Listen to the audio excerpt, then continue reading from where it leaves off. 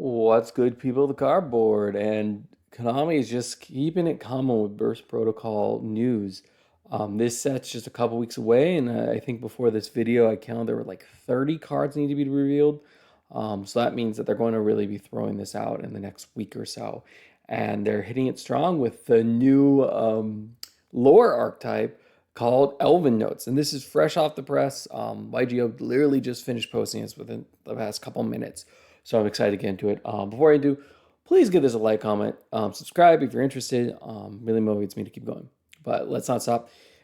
Let's talk about Elvennotes, starting with Elvennotes Lucinia or Lucina.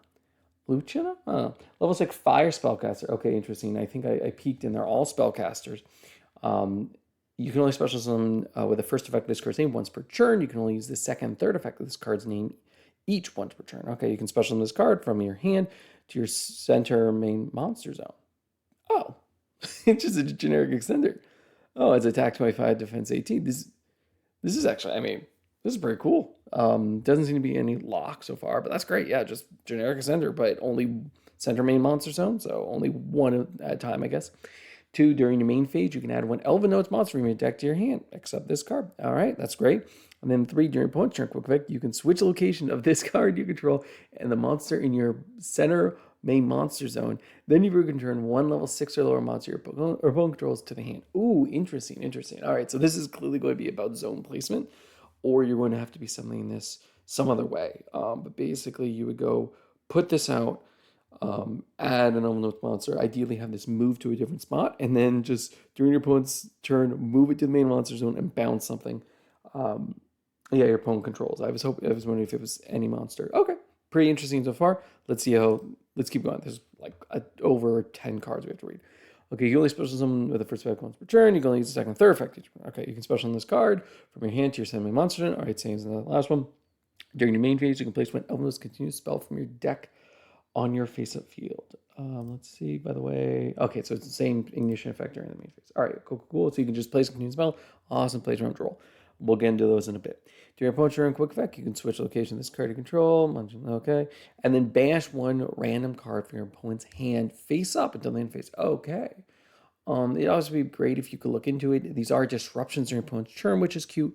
And stats here are 24-18. So same defense. Sorry, I know I probably annoying to flip through. I just want to check. So 24 versus 25, and it's a water spellcaster. Okay. Nice. This effect is weaker, and we'll see if the continuous spells make it worth it. I mean, this is nice. It just being random, it really cheapens it a bit, and it's only till the end of the churn. It is face up at the very least, which is kind of cool. I think something else I'm noticing too is that you do have to switch control. So it's not just move this to the same main monster zone and bounce something the previous card or rip a card from opponent's hand. You need to have one there. So if your opponent clears that monster, then you would have to be able to summon something to it before you could use any of these interruptions. Let's keep going. This is Elvennotes Fortana. It's a level 6 light. Okay. You can same thing. You can special on the same thing. And okay, during the main phase, you can place one of those continuous trap from your hand. Okay, this is pretty cool. Traps that you can place face up have a lot of power. Obviously being quick effects, so that's nice. And then you can switch to the main monster zone and return one face up spell trap on the field to the hand. Okay, interesting. It's nice that this can hit both ways. The first fire one can only hit your opponent, so it's kind of nice. You can theoretically use this to return your own stuff, which I mean could have some applications, but it is during your opponent's turn only. But again, trap is cool. Cool extension's cool. And there are some things like once per turn spell cards that are like continuous spells or field spells. This can disrupt them. So that's pretty cool, but it's niche. All right, let's go into our power patron. All right, Elvennotes power patron. This is key. Obviously, this is based off of the, oh my God, what's the, oh my, I'm forgetting his name. I just looked it up before this. But anyway, the Twinkie guy who can summon all power patrons from the deck. Anyway, you can use the second and third effect of this card's name each once per turn. All right, you cannot special summon for the extra turn. Signature monsters. All right, cool. That's fine. So this is just like the other power patrons. It's a continuous effect. So as long as you get rid of it, it's fine. And this is a level 1 Fire Fiend tuner. Oh, I didn't notice that. 300 attack, 200 defense. Interesting Fire Fiend. Huh. I think Art Magia and and Doom Z kind of are all, one typing. So it's just interesting that this is different. I guess Doom Z was weird because they had Dragon and Machine, and the Power Patron was Machine. But anyway, yeah, Fire Fiend Tuner. Okay. Selecting the synchros on the field. That's fine. Not a big deal. During the main phase quick effect, you can target the monster in your Cinderbane monster zone, increase the level by 3 until the end of this turn. And then immediately after this effect resolves, you can synchro zone one Elvennotes monster or one Genora, the power patron of tuning. All right, cool. So this is very similar. It's a quick effect, which is great because this can be summoned off of Medius the Instant. That's it. That's it. That was the twink. And this card is sent to the graveyard sync with Joe. You can add one Element's card from deck to your hand. All right, cool, cool, cool. It's weird it's increasing maybe forcefully, so this means that there's 6 already, so you can synchro summon 10. Obviously, you can only do Elvennotes. I think they only have 1 synchro monster I saw at a time, but this is cool. It's cool that you can do this. It's cool that you can do this multiple times a turn, or during your turn or your opponent's turn, just during the main phase, and that's perfectly fine. So we'll see what these cards do, and I do think the adding is obviously very powerful. And you can use this for other tuners, and this will, as long as it's synchro summoned, it's fine. So theoretically, you could play this for like Killer Tune, and it'd be okay. Just going back, just make sure, yeah, no, these are not tuners. So this is the only tuner you have. But if you use this as Killer Tune or whatever, just a synchro tail, you would get the searching. So I think this could see play too. I'm trying to think if anything could capitalize off of the Fire Fiend. Probably not. Not that I can think of. If Snake Eyes was around, I'm sure this could see some play. But unfortunately, it's not. All right, let's keep going into the synchros. All right, so this is Elvennotes Seraphim Splitzia. All right, it's a level 7 fire plant synchro effect. Ooh, that's interesting. Let me go back. Huh. Okay. Okay. So I guess the idea here would be Medius is a 4, I believe. So it would increase it to 7. So I'm a little confused how you're supposed to summon this then. Maybe let me know if I'm missing something, but because you do have to increase its level by 3, only a level 3 monster would actually work with this, right? To summon out the 7, unless you're not using the quick effect interruption, but fine. So this is just assuming for this level 7 you're summoning out raw. All right, so it's a level 7 fire plant. Attack ? Weird. Defense 3k. All right. You can only use the second. It takes 1 turn or 1 more non-tours. You can only use the second effect of this card scene once per turn. This card attack becomes 3k while in the Ceremony Monster film. That's cute. That's cute. Okay, sure. And then in the main phase quick effect, you can special summon 1 level 6 or lower Elvennotes monster from your hand or graveyard. Then you can decrease the levels of all level 4 or higher monsters currently on the field by 3 until the end of this turn. Also, you got special from the extract for the rest of the turn except synchro monsters. Okay, sorry. So, okay. Let's kind of go into this. So you can special summon 1 back, which is cute, and that kind of helps solve the problem a bit. So for example, if we're looking back at the main monsters, ideally you would go, I know I'm judging through these, you would go, if you just wanted to use this, and let's say you didn't have Medius available, you would go into this first, ideally, summon this, use it to search out your new power patron. You didn't normal summon. This deck does not need a normal summon at all, which is pretty cool. So I had the power patron, normal summon it. Yeah, just synchro right away into this card. And then during your opponent's turn or your turn, whichever, you can summon 1 from your hand graveyard and lock. Which cool too is this isn't once per turn, it just locks you the turn that this is activated. That's pretty cool. So obviously this is a nice little floodgate for current monsters in the field. I mean, it would only really impact level 4 higher. So it'd have to be like Ryziel. K9 could be pretty good into this. So it is nice to have that decrease. And also, this would impact your own stuff. So let's say you are trying to do the Power Patron. You could actually summon another one of these because you would summon the Power Patron. Its level would go up to 9, and then this effect would activate to reduce it by 3. So go back down to 6, and you can quick synchro with the Power Patron into another copy of this if you wanted to. It wouldn't really matter because this is a super hard once per turn. But regardless, I think it's a cool interruption. I like modulating your opponent's levels. I like this can summon these cards back. So this turns on your, if you have this in the main monster zone, use it to revive any of your other Elvennotes monsters. It can then kind of shuffle around. I think that's cute. But let's get into the big power patron. This is probably the biggest one, or the most interesting. Level 10, Fire Faint Synchro. Junora, the power patron of tuning. All right, so this is ideally what you'd be making during your opponent's turn using the patron in any of your level 6 monsters, because again, they would gain 3 levels and then go into this. That's fine. For this card, Synchro Summon, you could treat a monster in your ceremony monster zone as a tuner. Oh, interesting. You only use the second effect of this card's name once per turn. I'm trying to think when that would be relevant. I think this is actually really cool. It takes 1 tuner or more, and then 2 or more non-tuners, by the way, or 2 non-tuner monsters. So you can't actually have multiple. It would just be 1. So let's see. If this was a 6, then you would have to have 4 levels split across a couple. This is actually harder than I thought. I think the ideal case would be going back to the power patron. He would be going. Medius is a 4. If I'm, let me, you know what? I'm just going to actually look this up. Medius, is it? Perfect. It is a 4. All right. Yeah. Okay. So it is a 4. So if you go into the power patron. Oh, I feel incredibly dumb because this isn't a requirement to do it. You could still summon all of these during your opponent's turn without having to worry about it.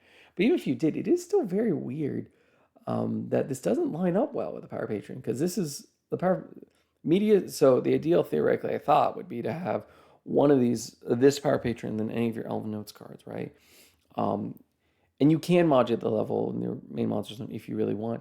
But there's just not really a point. This is supposed to work with a level 3 monster, and because you need 2 non-tuners, you can't even make this with just the power patron and your Elvennotes, at least the way I'm reading it. Again, I could be nuts. Maybe I'm wrong here. But this seems kind of odd to me that it would be like this. I guess, yeah. And you could even argue that this other one, right? You could revive, decrease its level by 3 to make all of your main deck Elvennotes a 3. And then that, like 3 and 7, because you can treat the ceremony monsters, but you need 2 non-tuners. So there's probably a different way of cheeking this or summoning this out. Let me know what I'm missing here. I definitely feel like I am. But anyway, let's get into its effect. So this card, Synchro Summon, you can negate the effect of all face-up cards your opponent currently controls. All right, badass, awesome. It's 3,100 attack, 3,800 defense. Awesome, perfect, nice, not broken floodgate effect, but just on summon, pretty cool. And then quick effect, you make all opponent's monsters in the same columns as your Elvennotes monsters, and able to be used as materials for Fusion, Synchro Exceed, or Link Summon. Okay. That's interesting. That's very interesting, because I guess the way this would work, if we went back here for all these switching effects, it does switch locations. So it's not random. It can kind of play around it, especially because there's literally only 4, and this card doesn't count. So even if you summon to this EMZ, it's not going to perfectly match up. You would be relying on your Synchro Summon to summon back to that column, or Synchro into the Synchro 7 into a column of something you want to like blank for the term. I think it's pretty cool. I think having this Synchro, again, I wish I understood better how you're supposed to check this out. I know the power patrons typically have some weird summoning clauses with additional cards, but it just feels particularly poorly suited for this deck. You know, if this was 11, I would understand it. But just being 10 seems odd. So I hope I'm missing something, but let's see if the Spell and Traps can clear this up. Okay, again, some of these Elvennotes, they actually do have the squiggles in the cards. Elvennotes Homecoming, a parallelism, I think is how it's pronounced. So you can use the second effect of this card's name. Once return, a monster in your ceremony monster zone cannot be destroyed by card effects. All right, cute. You can send one monster from your hand or field to the graveyard. Special summon one Elvennotes monster with a different original attribute from your deck and defense position. Also, you can have special action for this turn, except synchro monsters. Okay, cool. So this is actually really awesome, just because it means that they kind of all e-tele into each other, and this actually makes it clear, because you can summon this, search, place your continuous spell, use its effect to clear this to go into a monster. So it breeds a lot of consistency into the deck, which is nice.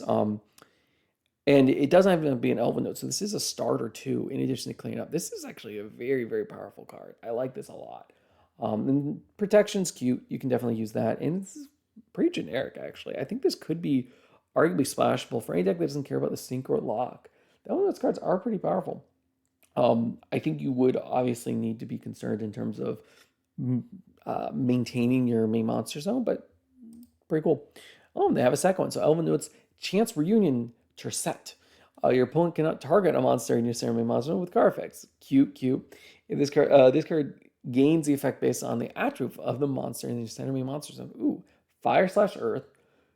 Okay, tangent. This reminds me a lot of like the elemental, like sorceress, element source, all that stuff. Fire/earth. If your synchro monster attacks a defense position monster, inflict piercing damage. Sure.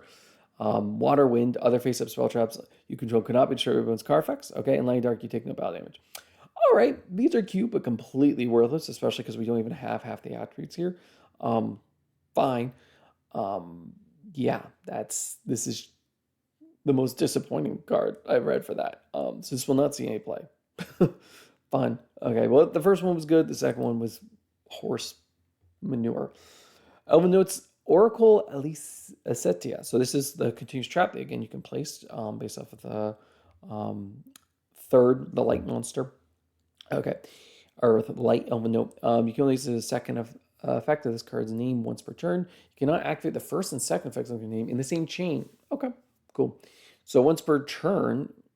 Oh, okay, so this is just a soft once per turn, and this is a hard once per turn on the second effect. That's kind of odd, but okay, once per turn, you can target one face of monster you control, move the monster you control to another of your main monster zones. Cute, I really like this. And then 2, when your opponent activates a spell trap card, if you control 3 or more Elvennotes monsters, you can negate the effect, then if you control a synchro monster, you can destroy that card. Ooh, interesting. Okay. Okay, I wish it was just Elvennotes cards, because putting 3 monsters is not easy.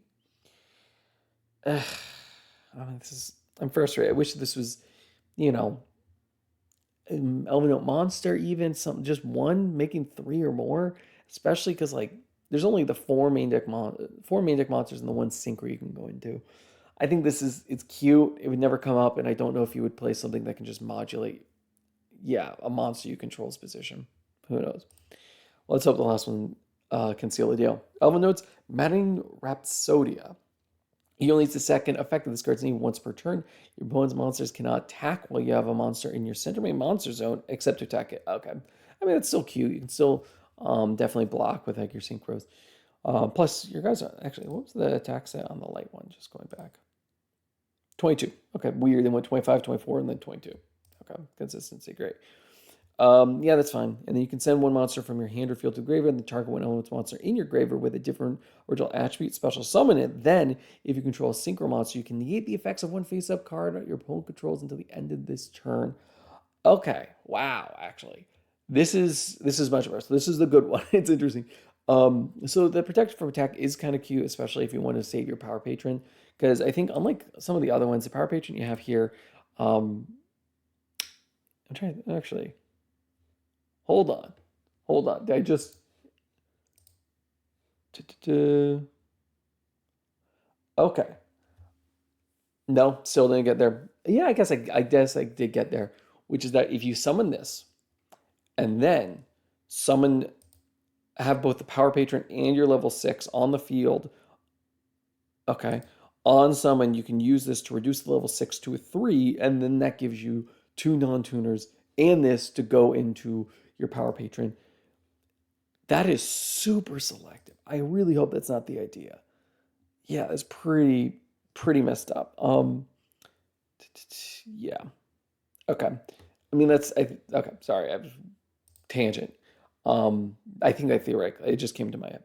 Anyway, but in terms of this continuous trap card, I actually like this as an interruption. I think it's nice that this is simultaneously a negation, because this is kind of a pseudo omni negate of stuff on the field if you control a synchro monster. So it's kind of a win more in that regard. But regardless, it still summons Elvennotes from your graveyard. You can even use this to revive back your Elvennote synchro monster. Yeah, as long as you're not using the good one, the fire. Yeah, it's really, I do think that's pretty interesting. It's non-targeting too, so it's kind of harder for your opponent to dodge, and it happens kind of on resolution. So theoretically, you could negate things that would be more challenging to negate. I love Gain Eruption like this, because if your opponent activates, I guess it's not a great example, but if your opponent activates a Forbidden Droplet, for example, and they discard a trap or something wherever that you can't respond to a trap, you could chain a spell or chain a monster effect, and then chain this to negate the Forbidden Droplet. I think that would that's very interesting, and it opens up to a lot of forms of interruption. So this is cool. This would be definitely played probably as a one of. It's still a continuous trap, and like it's cool that you can use this as extension, like during your turn, even without having to worry about negating stuff, and then save that for your opponent's turn. So you can use this to send. So theoretically, let's think of the combo. Not playing this, not playing this. So it's just a good continuous spell, good continuous trap. If you start off with your water one, you can use the water one to summon itself, activate to place this, use this to send the water one to summon out like the light one, for example. Then use the light one to, I guess that's not even a great example. Use the light one to set the trap, use the trap to cycle between them, and that kind of doesn't go anywhere. So you're forced kind of to go into the fire, and the summoning to the main monster zone. I like that they're all general extenders, but it does feel like it locks you from really putting a board presence. That's why I'm really frustrated by this spell trap negating trap, because it just doesn't make sense. But anyway, I think it's pretty cool. So I like these, and let's go into. There's two more cards. I'm just going to rope them in together because they are lower archetype cards as well. This is Doomsday Changer. This is actually very cool because Doomsday needs support, and so I'm happy they're giving some legacy support here. You only use the first and second effect of this card's name each once per turn. Destroy one Doomsday card in your hand, deck, or face-up field except Doomsday Charger. Okay, so that's the activate effect. And then if this card is destroyed by card effect, you can add one Doomsday card from your graveyard to your hand except Doomsday Charger, and then you can special one Doomsday Munch from your hand. All right. Okay. So interesting. In terms of, this is odd as a normal spell. This feels weird and broken. Destroying something in your deck. I believe the power patron for that says that if it's destroyed, okay, let's just go Doomsday. I want to be better than this and want to have them all memorized, but I'm sorry, YouTube, I'm not that innocent or pure. Let's go. I know that, so all the main deck monsters actually gain, let's actually go to, let's see, yep, all the extra monsters for sure. I just wanted to see here. Yeah, so all these effects gain work when they're destroyed by card effect, and they don't have to be on the field. So this can pop the main deck cards, and they will get searching, which is nice, or they will search, which is nice. And theoretically, this can be destroyed by, I believe, the continuous spell. I think they have one that destroys a card effect, or destroys using a card effect. So I think this is cool. I think it's weird to me that this isn't a continuous spell. I like the fact that I can destroy one, but the fact that you would really have to choose between the two of these effects is very strange. I think this is huge for the deck. It basically gives them a rota, both for the monsters and their spell traps for sure. So I like that. I like that a lot. I just question why it doesn't have a second graveyard effect. Maybe I'm just too privileged, but I feel like it could really benefit from a little more oomph. But additional stars is pretty good. And then we have one Theorealize Liberation. All right, so it's a quick play. You can only use the first and second effect of this card's name each once per turn. If you control Medius the Pure, add to your hand or special summon one monster from your deck with 300 attack and defense. So this is all the power patrons. That's cute. Feels a little redundant because they can kind of summon themselves anyway, but fine. And then during the main phase, or your main phase, you can banish this card from your graveyard and target one face-up monster you control. It treated as a tuner this turn. Oh, weird. So this is kind of, I guess, support for the Elvennotes, but that's odd. So I'm just trying to think when this would be useful. And you would also have to get this to grave. Okay, this one's kind of dead to me, honestly. I just don't see the point. I mean, the only point would be if like Medius got negated, if you wanted to double up on it. But Medius doesn't. I guess the idea theoretically is if you use the Medius to Pure as a summon effect and a search. So that's, sorry, it can summon itself, and you can search when it is summoned, or summon a power patron to the field. So theoretically, I guess the argument would be you could use that once to get, like use Medius the Pure, summon it, search out, do the power patron stuff, and then once it's engraved, use its self-summoning effect, and then this card could kick in. But I just question the actual need for that.